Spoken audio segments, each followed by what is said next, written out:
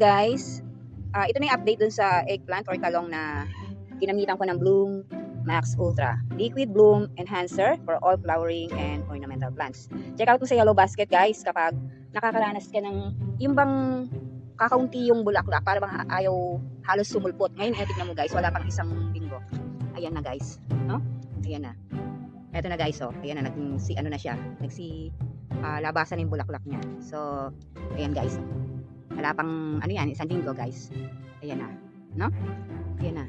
Ano sila? Kasi nangangalaglag guys, yung bulaklak. Ito hindi. Ayan. Ayan. Ito guys, oh.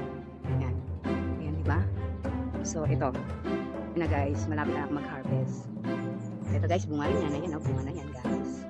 Sayang kasi kahit mataba yung halaman natin or yung talong natin or eggplant, kailangan pa rin natin ng Bloom Max Ultra na magpapalabas ng bulaklak. Ayan guys, talagang effective, highly recommended ang Bloom Max Ultra. Ayan guys. No, ayan ang update natin sa ating mga halaman o gulay. Gaya kong mahilig sa paghahalaman at kahit na malusog ang yung halaman natin, hindi nagtutuloy ang bunga, gumamit ka ng Bloom Max Ultra para sa matibay na bulaklak at magtuloy-tuloy na bunga. Thank you for watching guys. God bless.